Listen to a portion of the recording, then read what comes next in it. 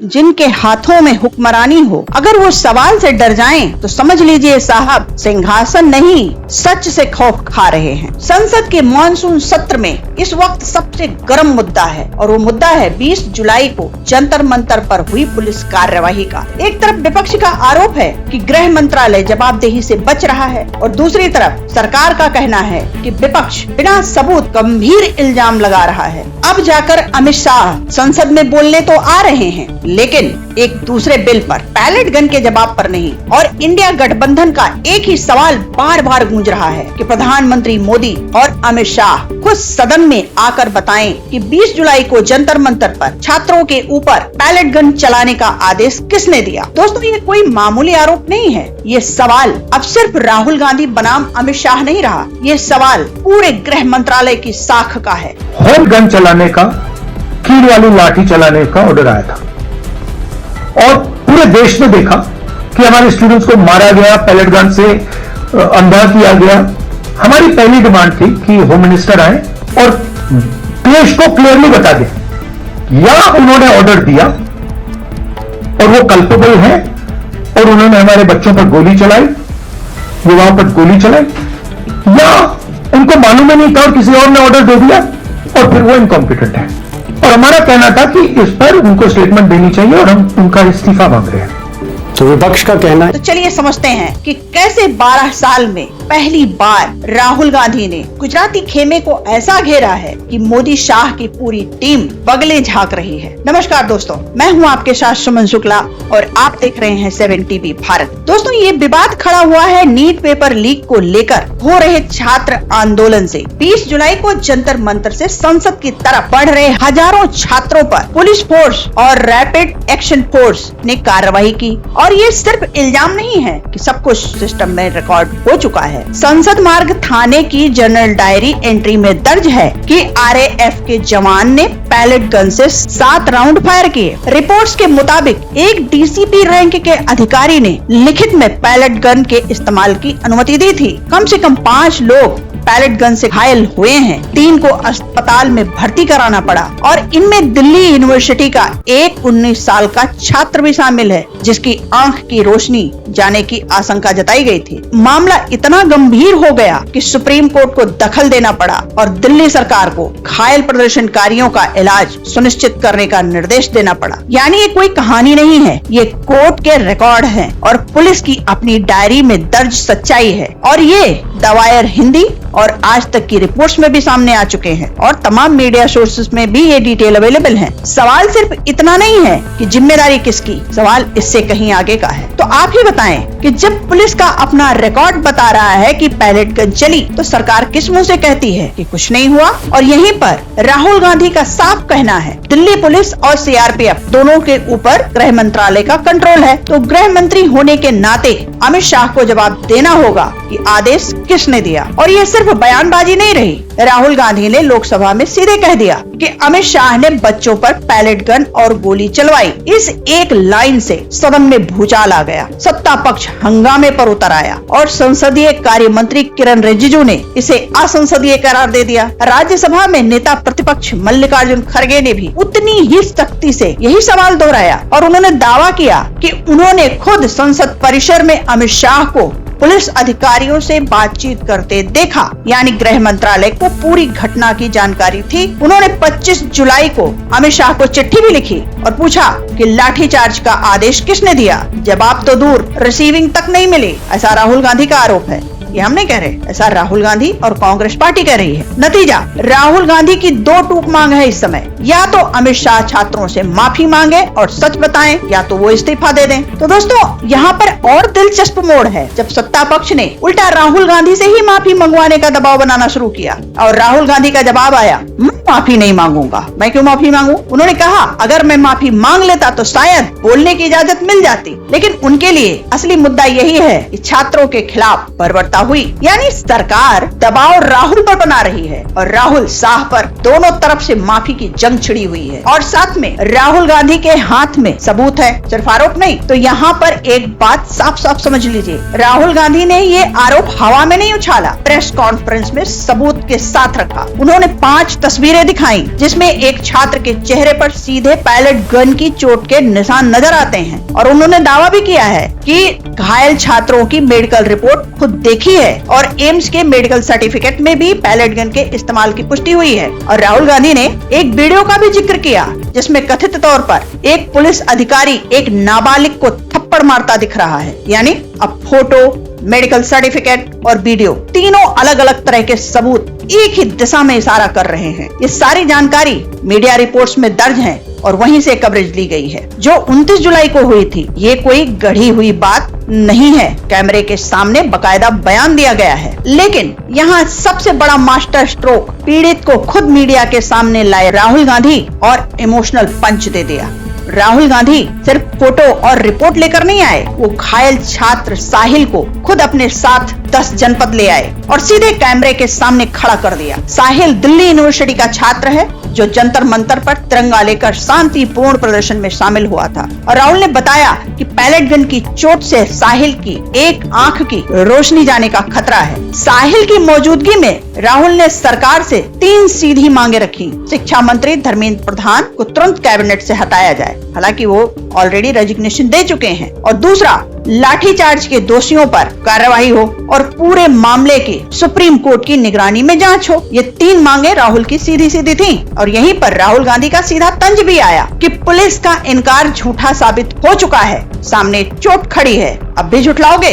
ये कोई press statement नहीं, ये सीधे सीधे विजुअल एविडेंस था। एक जख्मी छात्र कैमरे के सामने अपनी कहानी खुद बता रहा था। इससे सरकार के कुछ नहीं हुआ वाले डिनायल को सीधी चुनौती मिल गई, क्योंकि अब बहस सिर्फ आंकड़ों या डायरी एंट्री की नहीं रही। एक असली चेहरा, एक असली चोट जनता के सामने आ गई। इसी को कहते हैं ईंट का जवाब पत्थर से। खैर, आगे बढ़ते हैं। और यहीं पर एक और दिलचस्प बात है जो सरकार के इस दावे को पूरी तरह तोड़ देती है कि ये तो कुछ मुट्ठी भर उपद्रवी लड़कों का मामला है। पैलेट गन की चपेट में लड़कियां और महिलाएं भी आईं। 21 साल की साक्षी जो जंतर मंतर और टॉलस्टॉय मार्ग के पास भगदड़ जैसी स्थिति में गंभीर रूप से घायल हुई, राम मनोहर लोहिया अस्पताल में वेंटिलेटर सपोर्ट पर रखनी पड़ी। हालत गंभीर थी, बाद में सुधार हुआ। एक और युवती को पैलेट लगने से कान फट गया, सुनने की क्षमता को नुकसान पहुंचा और उसे सर्जरी करानी पड़ी। सोचिए, एक लड़की जिसे वेंटिलेटर पर रखा गया,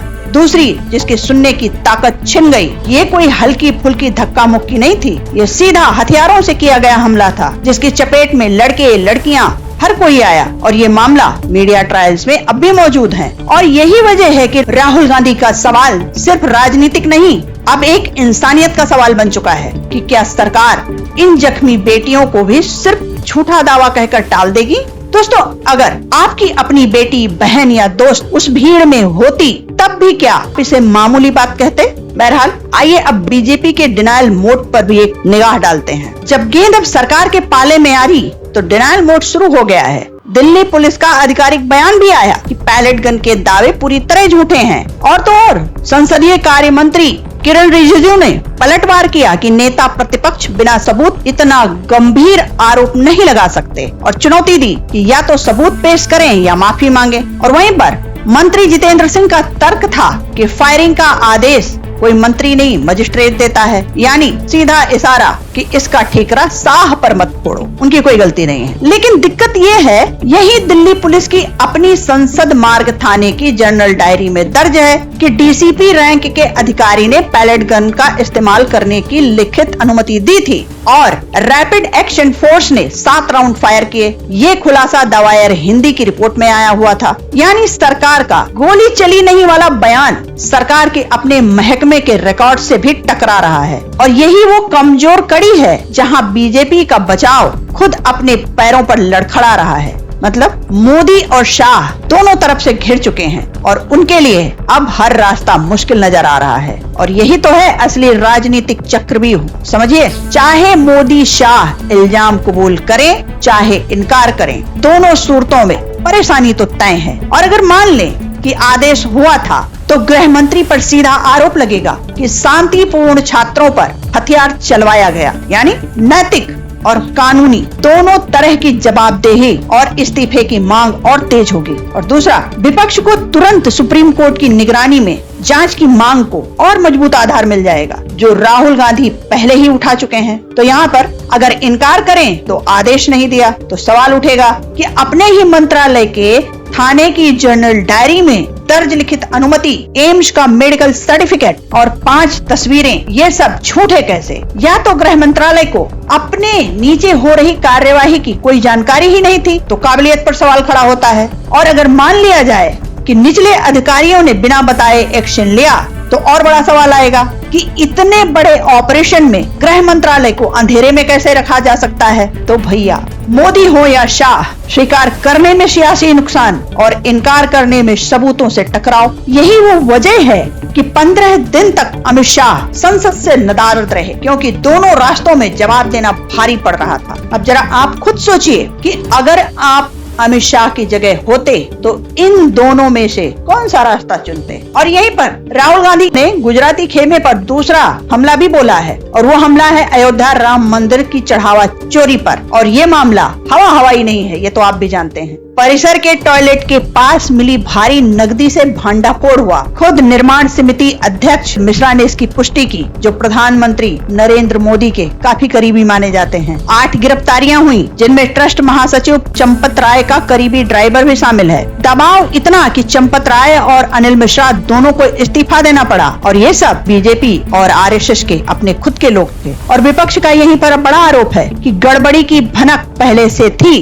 फिर भी कार्यवाही जानबूझकर टाली गई। राम मंदिर चंदा चोरी को लेकर राहुल गांधी का एक सीधा सवाल है कि करोड़ों श्रद्धालुओं की आस्था का पैसा सरकार के अपने बिठाए लोगों की निगरानी में चोरी हुआ, तो जवाबदेही ऊपर तक क्यों नहीं? अगर एक तरफ छात्रों के खून का हिसाब, दूसरी तरफ भगवान के नाम के चंदे का हिसाब, सरकार दोनों से कैसे निकलती है, देखना काफी दिलचस्प होगा। खैर, आगे बढ़ते हैं और थोड़ी सी नजर डालते हैं झारखंड में हो रहे प्रोटेस्ट पर, जहां पर राहुल की अपनी परीक्षा है, क्योंकि वहां पर नड्डा ने दावा किया कि जंतर मंतर पर गोली चली ही नहीं, लेकिन थाने की अपनी डायरी और सीआरपीएफ की जांच इसके उलट गवाही दे रही है। बचाव खुद अपने ही रिकॉर्ड से टकरा रहा है। इसी बीच बीजेपी का पलटवार आया रांची से। वहां जेपीएससी और जेएसएससी भर्ती गड़बड़ी पर आंदोलनरत छात्रों पर कांग्रेस और जेएमएम सरकार की पुलिस ने भी लाठीचार्ज, वाटर कैनन और आंसू गैस झोंकी। तो यहीं पर सवाल भी दागा गया,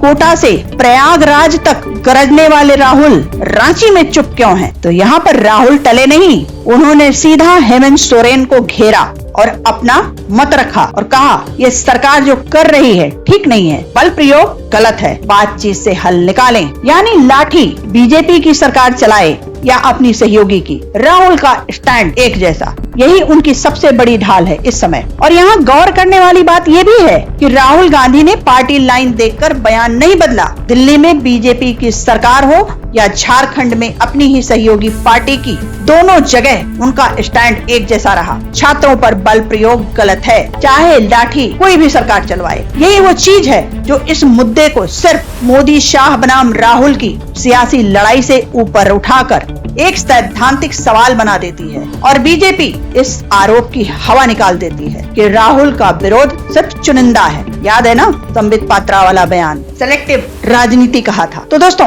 अब आप ही तय कीजिए कि क्या सच में सिद्धांत की लड़ाई है या सिर्फ एक और सियासी दांव। आप अपनी राय कमेंट में जरूर लिखिएगा। तो आइए अब समझते हैं कि आगे क्या है। तो आगे सवाल है और जवाब सिर्फ 2 में से एक होना है, और वो सवाल है, क्या अमित शाह मानेंगे कि आदेश उनके स्तर से गया था, या वो कहेंगे कि उन्हें अपने ही मंत्रालय के अंदर हुई इस कार्यवाही की जानकारी ही नहीं थी। दोनों ही जवाब गृह मंत्री के लिए भारी पड़ते हैं। पहला जवाबदेही की चोट है और दूसरा काबिलियत पर सवाल। यही वजह है कि अमित शाह गोल मोल जवाब का रास्ता चुन सकते हैं, लेकिन राहुल गांधी ने जिस तरह इसे 2 टूक वाला सवाल बना दिया है, उससे बचना आसान नहीं है अमित शाह और मोदी के लिए। तो सवाल अब सिर्फ इतना नहीं है कि अमित शाह माफी मांगेंगे या नहीं, सवाल ये है, अगर देश का गृह मंत्री अपने ही मंत्रालय से हुई गोलीबारी पर जवाब नहीं दे सकता, तो कुर्सी पर बने रहने का हक किसने दिया? पैलेट गन का जवाब